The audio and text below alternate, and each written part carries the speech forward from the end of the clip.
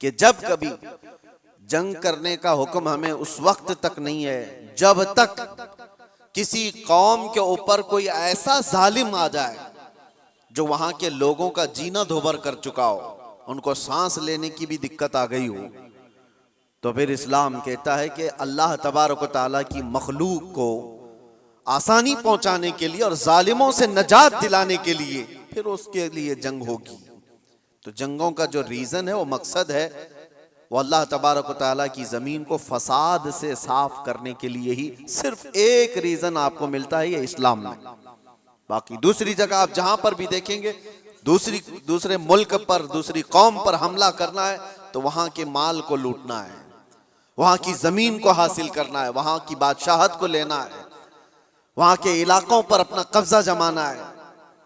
अगर इलाकों पर कब्जा जमाना ही होता हर जंग करने के बाद, तो आपको मैं बताऊं, खालिद बिन वलीद ने 125 जंगें लड़ी, 125 जंगें लड़ी और कई इलाके फतह किए।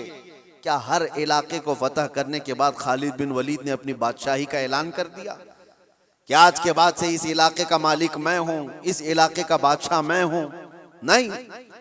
पूरी तारीख उठा करके आप देखें, कितने ऐसे सहाबा हैं जिनको सिपहसालार बना करके भेजा गया, उन्होंने इलाके के इलाके फतह किए, लेकिन अपनी बादशाही का ऐलान उन्होंने नहीं किया, बल्कि हमेशा से यूं ऐलान किया कि मैं रसूलुल्लाह सल्लल्लाहु तआला अलैहि वसल्लम के गुलामों का एक अदना गुलाम, और अमन के लिए इस जमीन को फसाद से साफ करने के लिए मैं यहां पर आया हूं।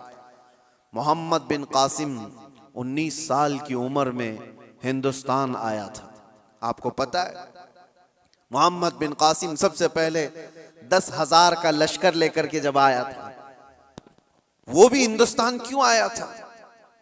हिंदुस्तान में जुल्म इस तौर पर एक राजा दाहिर सिंह ने और उसके गुंडों ने कुछ औरतों को कब्जा में ले लिया जो हज के सफर पर जा रही थी, और औरतों का माल भी लूट लिया, उनको कैद में रख दिया गुंडों ने।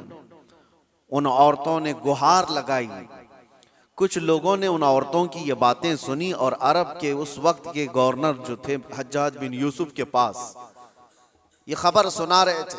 हज्जाज बिन यूसुफ का भतीजा मोहम्मद बिन कासिम 19 साल का, उसने ये खबर सुनी कि इतनी दूर कुछ औरतों पर कुछ जालिम गुंडे जुल्म कर रहे हैं। उसने वहीं से आवाज लगाई, लब्बैक या उख्ती, ऐ मेरी बहन, मैं आ रहा हूं तेरी मदद के लिए। और उस जमाने में 4000 किलोमीटर का सफर करके आने वाला, जंगलों का सफर, दरियाओं का सफर, पहाड़ों का सफर, 10,000 का लश्कर लेकर एक जवान आया है। और फिर उस जमाने में मौजूद इन गुंडों और इन जालिमों को जो औरतों के हुकूक की पामाली कर रहे थे, ललकार करके कहा। फिर मुकाबला हुआ, 3 दिन तक ये लड़ाई चली थी। उसके बाद वो सारे गिरफ्तार हुए और राजा की भी गद्दी चली गई, तख्त चला गया, सब खत्म हो गया। एक 19 साला लड़के ने अमन का परचम लहराया था, लेकिन रीजन क्या था, मकसद क्या था? जुल्म से इलाके को साफ करना।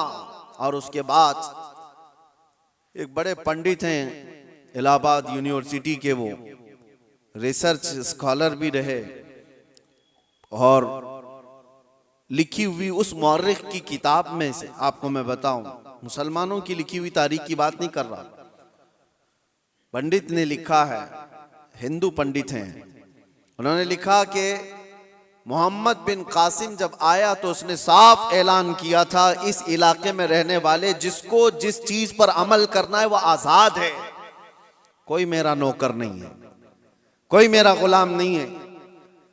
और अदल ऐसा कायम किया था कि पूरे इलाके वालों ने अपने सर आंखों पर उसको बिठा रखा था, 19 साल के जवान को, क्योंकि लोग राजाओं के जुल्म से तंग आ चुके थे। देखा था उन्होंने किस तरह से किसी की भी औरत को उठा करके अपने हरम सरा की जीनत बना दिया करते थे।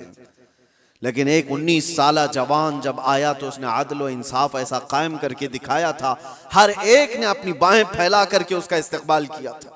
ये हिंदू पंडित की किताब में लिखा हुआ मौजूद है, अपने नहीं, दूसरों ने इस अदल और इंसाफ के मुतालिक लिखा है। इस्लाम का रीजन ये रहा है मेरे अजीजों, दुनिया हजार प्रोपेगेंडा फैलाए आज, तारीख के ऊपर तुम कितने धब्बे डाल करके छुपाओगे। अगर पीछे जाओ अरब की जाहिलियत में अगर जंगें देखेंगे आप, अल्लाह की पनाह, जो मशहूर जंगें हैं वहां की, हर बसूस एक नाम से जंग हुई जो 40 साल तक चलती रही। बनी बकर और बनी तगलब, ये दो कबीले थे। इन कबीलों में हुआ क्या था, बनी बकर की ऊंटनी बनी तगलब के चरागाह में आ गई थी। ऊंटनी चरने के लिए आ गई गलती से, इस पर जंग शुरू हुई और 40 साल चली थी। कैसी जंग हुई थी दोनों कबीलों में, जब तक दोनों कबीलों के लोग खत्म ना हो गए, दोनों कबीलों की ऊंटनियां और घोड़े मर नहीं गए, तब तक ये जंग चलती रही। उसके अलावा और भी जंगें हैं। औस और खजरज की लड़ाई 120 साल तक चली थी। ये सिर्फ और सिर्फ गुरूर और तकब्बुर की बुनियाद पर चली हुई जंगें हैं। इलाके के इलाके उन्होंने खत्म कर दिए थे, नस्लें खत्म हो गई थी। नबी पाक सल्लल्लाहु ताला अलैहि वसल्लम के मदीने तैयबा आने तक औस और खजरज की लड़ाई चल रही थी। और अगर आप ये कहें ये अरबों की जिहालत और इनकी निहायत ही बदमाशी का हाल होगा, तो ऐसा नहीं है मेरे अजीजों। उस जमाने में ईरान का भी वही हाल था, रोम का भी वही हाल था। जब ये किसी इलाके पर काबिज होते, आपको पता है कि एक ईरानी बादशाह ने फिलिस्तीन पर हमला किया था तो 1,40,000 फिलिस्तीनियों को ज़बह कर दिया था। और रोम वाले क्या करते थे, रोम के ईसाई जब यहूदियों पर काबिज होते थे तो उनके यहां तो मशगला था। हजारों लोग जब जंग में कैदी बनकर के आते थे तो इंटरटेनमेंट के लिए रोजाना मैदान सजाए जाते थे और उसमें बड़े बड़े जो पहलवान हैं, जो सिपह सालार हैं, वो अपनी तलवार का जौहर दिखाने के लिए इन कैदियों को एक साथ मारते थे। और ये मुकाबला होता था कि एक वार में कितनी गर्दनें उड़ा सकता है आदमी। ये रोमियों क्या मशगला था ही उनका। जब यहूदियों को कब्जे में ले लेते थे या कैदी बनाकर लाते थे तो एक एक तलवार के वार पर 10-10 लोगों की गर्दनें उड़ाना वो समझते थे बहादुरी का जौहर है। और कहीं पर उनको इस चीज का कोई अफसोस नहीं कि इंसान किस तरह काटे जाते हैं। एक तो आपको मैं बताऊं, बहुत मशहूर एक शख्स है जिसको डार्लिंग ऑफ ह्यूमन रेस कहा जाता है। तारीख में आप पढ़ लेना इसने क्या किया है। तकरीबन 60,000 के करीब यहूदियों को कब्जे में लेकर एक बहुत बड़े इलाके में उनको बांध दिया और जंगल के खतरनाक दरिंदे ला करके उनके ऊपर छोड़ दिए गए थे। वो नोच नोच करके खाते थे और ये लोग तमाशा देख देख कर तालियां बजाते थे। ये इंसानों की जिंदगियों के साथ जो तमाशे होते रहते थे, ये ईगो, ये उनका तकब्बुर, ये उनका गुरूर, किसी मफतूह कौम पर, मगलूब कौम पर वो अपने गुस्से की तमाम चीजें निकाल दिया करते थे। जब कभी किसी पर काबिज हुए, बैतुल मुकद्दस को कितनी मर्तबा खून में नहलाया गया आपको पता है। टाइटस के जमाने में पूरे फिलिस्तीन में ऐसी जंग हुई थी कि घोड़ों के टाप पूरे खून से भर जाया करते थे। जब भी घोड़ा किसी भी गली में जाए खून के बगैर नहीं आता था। यह सब तारीख महफूज है, हमारी लिखी हुई नहीं, ये गैर मुस्लिमों की लिखी हुई तारीखें मौजूद हैं जिन्होंने पूरी दुनिया में क्या तमाशे बनाए। और एक तरफ इस्लाम के खिलाफ प्रोपेगेंडा फैलाने वाले, उनको मैं दावत देता हूं, आओ मुताला करो, आओ मुताला करो। किसी भी जंग को छेड़ा नहीं गया था। हुजूर पाक सल्लल्लाहु ताला अलैहि वसल्लम के जमाने पाक में जितने गज़वात हुए थे, वो जितनी भी जंगें हुई वो इस फार्मूले पर हुई हैं, छेड़ो मत, लेकिन छेड़े कोई तो छोड़ो मत। यही फार्मूले पर जंगें हुई हैं। बद्र में मेरे आका सल्लल्लाहु अलैहि वसल्लम तशरीफ ले गए। क्या बद्र को जबरदस्ती लड़ने के लिए बुलाया गया था? नाफिज की गई थी मुसलमानों पर, ओहद मदीने में हुई है। कुफ्फारे मक्का वहां से पूरे कबीले लेकर के आए थे मदीने पर हमला करने के लिए। तो जंगे ओहद मदीने के बाहर हुई। जंगे खंदक कहां हुई? 12,000 कुफ्फार मुशरिकीन आए थे हुजूर पाक सल्लल्लाहु अलैहि वसल्लम और सहाबा से लड़ने के लिए। और कहां पर? मदीने के बाहर ही लड़ाई हुई, गए नहीं थे, मदीने के आसपास हुई। ये सब जंगों के बाद, हर जंग का रीजन मैं आपको बताऊंगा, लेकिन जंगों के भी उसूल होते हैं। लेकिन दुनिया ये सिर्फ उसूल बताने के लिए कहती है, आज उस पर अमल कोई नहीं करता, अमल कोई नहीं करता। आप क्या समझते हैं ये जुल्म और बर्बरियत जो कुछ भी दुनिया में हुई किसी खास कौम के साथ है? सब कौमें इसमें मुलव्विस हैं, सब कौमें मुलव्विस हैं। हमारे यहाँ की कौमों के मुतालिक भी तारीख में आपको बताओ, हिंदुस्तान में भी क्या क्या होता रहा, कितनी बड़ी बड़ी जंगें हुई और कितने लोगों का कत्ले आम हुआ। राजाओं के, महाराजाओं के तख्त हासिल करने के लिए एक दूसरे की लड़ाइयों में कितने गिरजाघर तोड़े गए, कितने मंदिरों को तोड़ा गया, कितने माबदों को तोड़ा गया। ये सब चीजें तारीख में मौजूद हैं। लेकिन दुनिया इन सब से आंख बंद करके एक तरफ टारगेट की हुई है, सिर्फ इस्लाम, जबकि सबकी तारीखें भरी हुई। आपको अगर तारीख पढ़ना है तो आप उठा करके देखें किस राजे ने अपने तख्त बिछाने के लिए कितने लोगों को उस तख्त के नीचे दबाया है।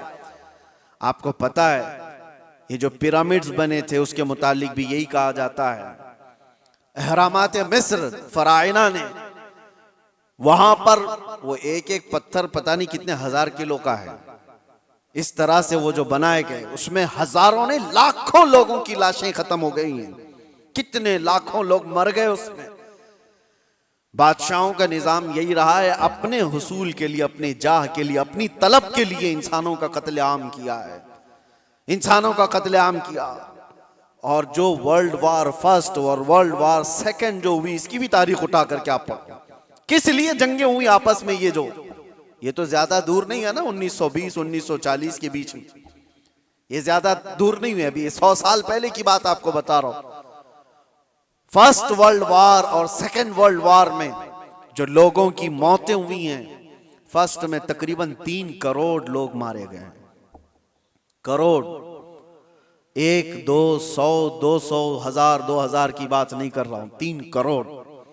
और सेकेंड वर्ल्ड वार में उससे भी ज्यादा लोग मारे गए, जख्मी हुए। ये सिर्फ और सिर्फ बादशाहों ने अपने तख्त के लिए, अपनी जमीनों के लिए लड़ाइयां लड़ी। और टोटल मेरे आका सल्लल्लाहु अलैहि वसल्लम ने अपनी जिंदगी पाक में 17 गज़वात में शिरकत फरमाई। कितने? 17 गज़वात में। और टोटल 17 गज़वात को मिलाएंगे तो 252 लोग मरे थे, इसके अलावा नहीं। 17 जंगों की जो लिस्ट बताई जाती है मेरे अजीजों, लेकिन फिर भी दुनिया को एतराज है इस्लामी जंगों से।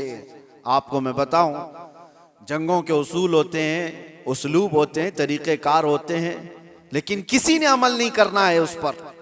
गुआंतानामो बे जेल के मुतालिक सुना होगा, अबू गुरैब जेल के मुतालिक आपने सुना होगा। अमेरिकी लोगों ने जो इराक जंग के बाद वहां के कैदियों के साथ सुलूक किया है, यह हमने नहीं है, ह्यूमन राइट्स की तंजीमों ने लिखा है, इसको तारीख में मौजूद है। कैदियों को लिटा करके उनके ऊपर कुत्ते छोड़ दिए जाते थे, कैदियों को बांध करके उनके मुंह पर पेशाब किया जाता था और उनको गलाजत खाने पर मजबूर किया जाता। इंसानियत से गिरे हुए हरकतें। एक जालिम जब नशा के गुरूर में आता है तो ऐसी हरकतें करता है, लेकिन जिसके सीने में ईमान हो वो क्या करता है? अल्लाहु अकबर। मेरे अजीजों, मुहम्मदुर रसूलुल्लाह सल्लल्लाहु ताला अलैहि वसल्लम के पाए अक़दस पर मैं तुम्हें लेकर चलता हूं। ये वो वक्त है जब अल्लाह के हबीब सल्लल्लाहु ताला अलैहि वसल्लम का पैगाम दुनिया में बहुत दूर तक जा चुका था। यमन, इराक, शाम, मिस्र, हर जगह पहुंच चुका था। और 1,20,000 सहाबा उस वक्त मौजूद थे जब नबी पाक सल्लल्लाहु ताला अलैहि वसल्लम की कुव्वत का आलम था, गलबे का वक्त था। मक्का भी फतह हो चुका था, मदीने के आसपास का इलाका इस्लाम के परचम से लहरा रहा था। ये वो दौर की बात नहीं कर रहा हूं मैं जब कुफार मक्का से बच करके रहना पड़ता था, छुप करके तबलीग करनी पड़ती थी, उस दौर की बात नहीं कर रहा हूं, गलबे के वक्त की बात कर रहा हूं। ये हुजूर पाक की जाहिरी जिंदगी का आखिरी साल है जब मेरे आका सल्लल्लाहु अलैहि वसल्लम हज करके वापस तशरीफ लाए थे और बीमार थे।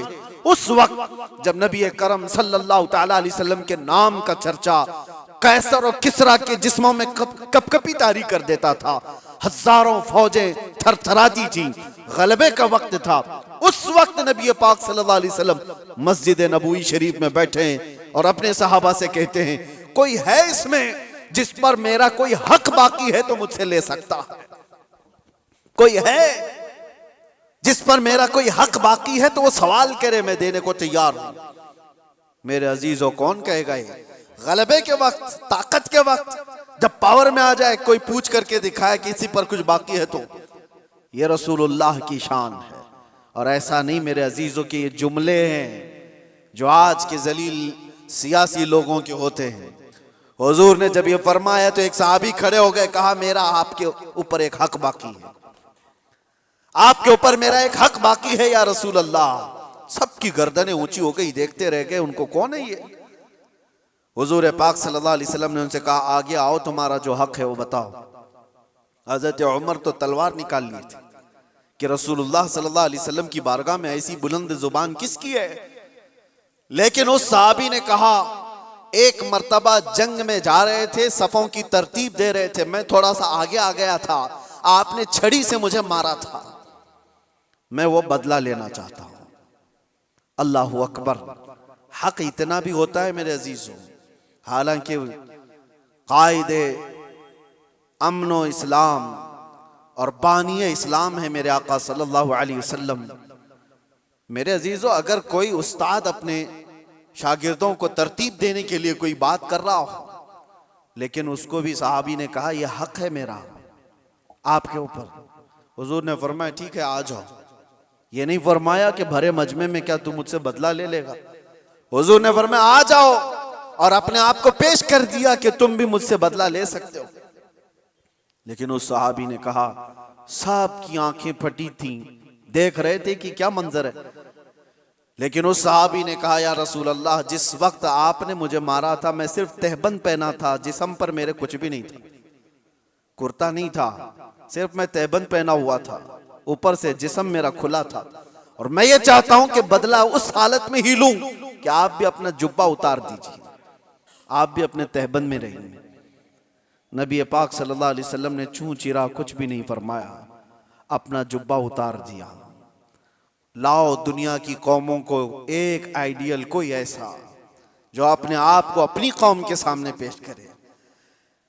यहां तो डरपोक लोग ऐसे बैठे हुए हैं जिनको सवालात से का सामना करने की हिम्मत नहीं है, ताकत नहीं है। अपनों के सामने ही वो रियाया का क्या मुकाबला करेंगे, क्या सामना करेंगे?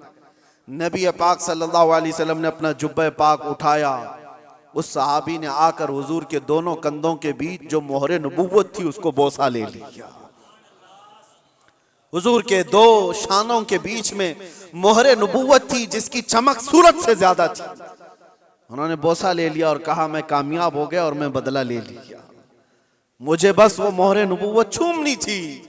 लेकिन मेरे अजीजों, वो सहाबी का अपना तरीका था, लेकिन रसूल पाक सल्लल्लाहु अलैहि वसल्लम ने अपने आप को पेश तो कर ही दिया, अपने आप को पेश तो कर दिया। और जंगों के हालात के मुतालिक आपको मैं बताऊं, बद्र के वो 70 कैदी जिनको गिरफ्तार करके मदीने लाया गया था, लोग तो कह रहे थे इनको मार दिया जाए, इनको जला दिया जाए, इनको काट दिया जाए।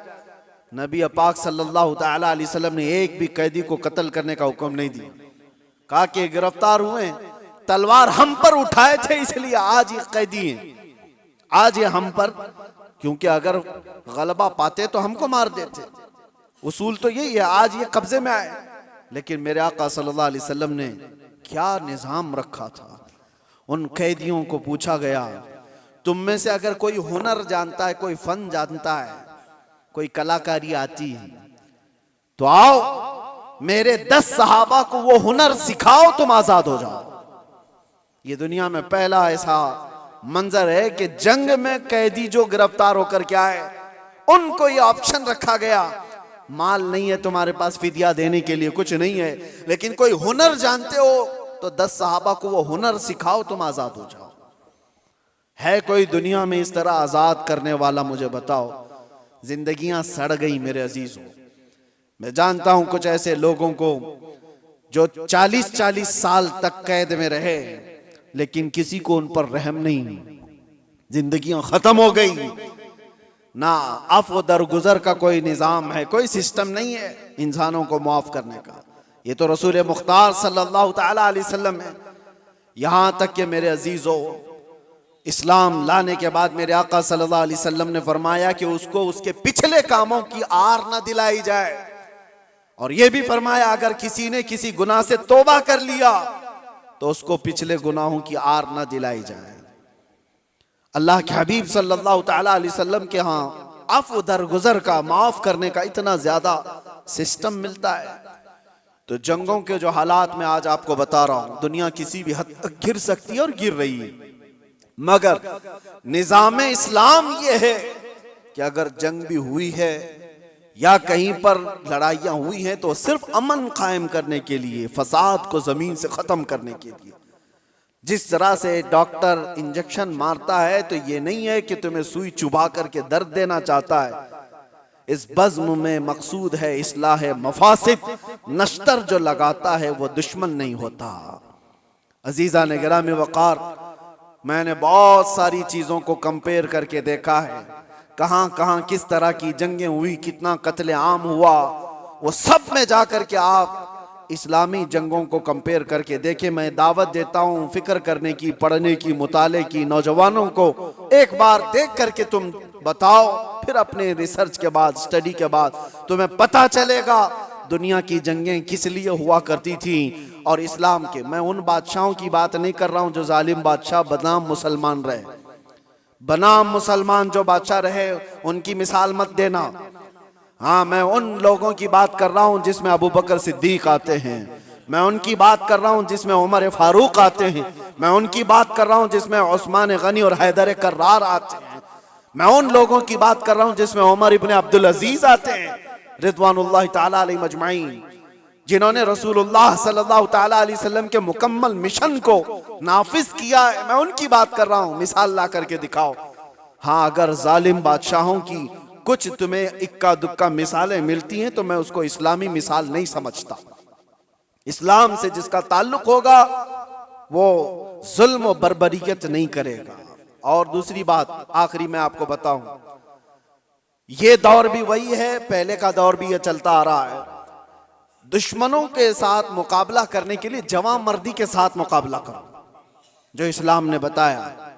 आमने सामने मुकाबले होते रहे, लेकिन पहले से मैंने देखा है, सिर्फ और सिर्फ इस्लाम को छोड़कर मैं बात कर रहा हूं, दुनिया की सारी कौमें दुश्मन को हराने के लिए, मुकाबला करने के लिए जिन चीजों का इस्तेमाल करती आ रही है वो जलील चीजें, दो चीजें, दौलत और औरत।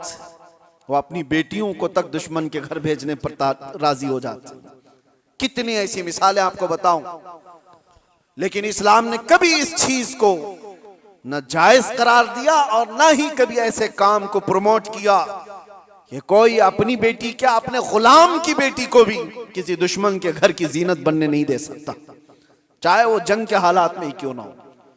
जंग के हालात में क्यों ना हो। सुल्तान सलाहुद्दीन अय्यूबी के कितने सिपह सालारों को खरीदने के लिए सलीबियों ने अपनी बेटियां भेजी, कितनी बेटियां भेजी। वो वफादार खवातीन आती थी उनकी, और यहां पर बरगला करके अपने दामे फरेब में फंसाने के लिए हर मुमकिन कोशिश करती रही। सिपाहियों में शहवत को फैलाना सुल्तान तक पहुंच गई। आज भी कई बादशाहों के हरम सराओं की जीनत बनी हुई हैं दूसरों की बेटियां। ये जमाने में हर कौम अपनाती आई है, लेकिन इस्लाम ने कभी इसको प्रमोट नहीं किया, कभी नहीं। बल्कि सिद्दीक़ अकबर रदी अल्लाह ताला अन्हु के ज़माने में एक यहूदी खातून आई और कहा मैं मदीने छोड़कर यमन जाना चाहती हूँ। यहूदी औरत थी, कहा मुझे घुटन महसूस हो रही है, मैं यमन जाना चाहती हूँ। सिद्दीक़ अकबर ने कहा कोई बात नहीं। 2 जवान सहाबा को उस खातून के साथ कर दिया और कहा इसको यमन तक सही सलामत छोड़ के आना। और उसको ऊंटनी पर सवार किया गया। दो नौजवान सहाबी, यहूदी औरत है, मुसलमान औरत की बात नहीं कर रहा हूं, उसको यमन तक लेकर के गए। जहां जहां चेकिंग पॉइंट आती थी, लोग पूछते कौन है, कहां से आ रहा है, ये दोनों जवान जवाब देते खलीफा इस्लाम सिद्दीक अकबर की कोई मेहमान है, यमन जा रही है। कोई सर उठाकर नहीं देखता था।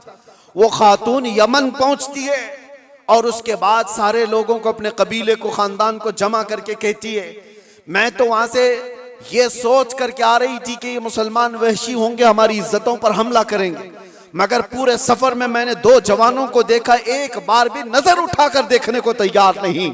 मैं गवाही देती हूं कि इस्लाम सच्चा है और मदीना ही पुरअमन है। मैं वापस जाती हूं उसी हरम में जहां रसूलुल्लाह ने अमन के पैगाम पहुंचाए थे। ये बेटियों की हिफाजत के लिए, आपको पता है औरंगजेब औरंगजेब औरंगजेब, आज दुनिया भर में ये जो एक छवि को खराब करने की कोशिश की जाती है, तारीख को तोड़ मरोड़ कर बताने की, आपको पता है। आप तारीख देखें, मैं औरंगजेब की पूरी तारीख बताने के लिए नहीं खड़ा हूं, लेकिन एक चीज मिलती है, बनारस में एक पंडित के घर एक लड़की थी, जवान लड़की, और जब वो जवान हुई तो बनारस में उस वक्त जो गवर्नर था, कोतवाल था शायद, उसका नाम इब्राहिम कुछ था, मुसलमान था, अय्याश किस्म का था। लड़कियों के ऊपर डोरे डालना, उनको पकड़ना, उनको अपने हरम में जीनत बनाना, ये उसके काम थे। अब ये खूबसूरत जवान लड़की पर वो फिदा हो गया, आशिक हो गया, और उसने किसी भी तरह से इस लड़की को हासिल करने के लिए एड़ी चोटी का जोर लगाया। और आखिर में आकर के हुआ ये कि उसके घर के अतराफ हिसार हो जाता था, घेराबंदी। फिर पंडित मजबूर हो गया, अपनी बेटी से कहा कि चलो, जब वो बड़ा आदमी है तो उसके आगे हम लोग कुछ नहीं कर सकते, बेटी तुम चले जाओ, तैयार हो जाओ। वो चाहता है तुमसे शादी करने के लिए। लड़की को इस चीज की बिल्कुल भी रजामंदी नहीं थी। उसने कहा कि मुझे थोड़ा वक्त दे दीजिए। वो एक उस वक्त सवारी लेती है बनारस से, तारीख में मौजूद है, और उसने उसी वक्त दिल्ली का सफर इख्तियार किया जहां औरंगजेब आलमगीर जामा मस्जिद में हुआ करते थे। जुमा का दिन था। ये खातून मर्दाना लिबास पहन करके गई, लड़कों का लिबास पहन करके। जब बादशाह इस्लाम, उस वक्त के सुल्तान निकल रहे हैं और लोगों से उनकी हाजतें पूछ रहे हैं, उसी वक्त ये लड़की खड़ी थी। औरंगजेब ने अपनी चादर उठा करके दे दी और कहा, बेटी इस लिबास में तुम्हें अच्छा नहीं लगता, तुम अपना चेहरा ढाक लो, तुम अपना सर ढाक लो, और तुम्हारी क्या हाजत है। तो उसने कहा कि मेरी हाजत कुछ तवील है, मैं आपको तनाई में सुनाना चाहती हूँ। बुला लिया। दौलत कदे पर वो खातून आई, जवान लड़की, और उसने वाकया सुना दिया कि आपका भेजा हुआ गवर्नर, आपका भेजा हुआ कोतवाल इस तरह से लड़कियों की इज्जत पर हमला करता है, और मेरे घर पर भी अब उसकी नजर है और मुझे अपनी हरम की जीनत बनाना चाहता है। तो औरंगजेब ने कहा कि ठीक है, वापस जाओ, तुम्हारे बाप से कहो शादी की तैयारियां कर लें। वो लड़की मायूस हो गई, जिस चीज के लिए मैं बनारस से दिल्ली का सफर करके आई थी, बादशाह भी यही कह रहा है, लेकिन एक दिल में हो एक आस थी कि बादशाह ने मुझे बेटी कहकर पुकारा। वापस वो आई, अपने बाप से कहा, बादशाह ने तो ये कहा। बाप ने कहा कि बेटा अब कहाँ इंसाफ है, तुम तैयारी कर लो। डोली सज गई और शादी का दिन भी आ गया। वो जालिम अय्याश कोतवाल अपने सिपाहियों समेत इसकी डोली उठाने के लिए आया और रास्ते भर में लोगों पर लुटाते हुए जा रहा था। और जैसे ही बीच रास्ते में पहुंचा, एक फकीर आया और उसको कहा कि मुझे भी कुछ लुटाना चाहते हो? उसने कहा नीचे जितनी गिरी हुई हैं वो सब उठा ले। उस फकीर ने उसको बग्गी से नीचे खींच लिया। तो जैसे ही नीचे खींचा, ये कोतवाल जल्लादों से पुकार कर कहा कि कौन फकीर है जो बदतमीजी कर रहा है, तुम सबके सब आ जाओ। फकीर अपना जुब्बा उठाता है तो वह औरंगजेब वहां पर खड़ा है। कहा, वालिए हिंदुस्तान आलमगीर तेरे सामने खड़ा है। और क्या तुझे इस काम के लिए इस शहर भेजा गया था कि तू रोज अपने हरम सराओं में नई लड़कियों को जीनत बनाए अपनी बिस्तर का? और उसके बाद उसी वक्त उसकी सारी चीजें छीन ली गई, फिर उसको घोड़े के पैरों पर बांधकर खींचा गया। उस लड़की की बारात जो निकली थी बगैर किसी छूत के, बगैर किसी छुए, इज्जत के साथ डोली को वापस उसके घर पहुंचाया गया और उसको कैद में जल्लादों के हवाले कर दिया गया, कोतवाल को जो जालिम था, अय्याश था। अब जब लड़की बाहर आई तो उसने औरंगजेब से कहा मेरे घर चले। घर आए, या आपको तारीख की सच्चाइयां मैं बता रहा हूं। औरंगजेब ने जाते ही कहा कि मुझे 2 रकात नमाज पढ़ने दे दो। 2 रकात नमाज पढ़ने के लिए, ये किसी और का घर नहीं, एक पंडित का घर है। नमाज पढ़ने के लिए जगह दी, नमाज पढ़ा। औरंगजेब ने कहा फौरन मुझे पानी दो, शिद्दत की प्यास लगी है। पानी ला करके दिया गया घर से। औरंगजेब ने पानी पिया। उसके बाद जानते हो, आंखें खोल कर देखी और कहा जिस दिन इस बेटी ने मुझे दिल्ली में आकर अपना किस्सा सुनाया था, उस दिन से अभी तक एक कतरा पानी मैंने हलक में नहीं डाला। मैंने तय कर लिया था जब तक इसको इंसाफ ना मिले मैं पानी नहीं पीऊंगा।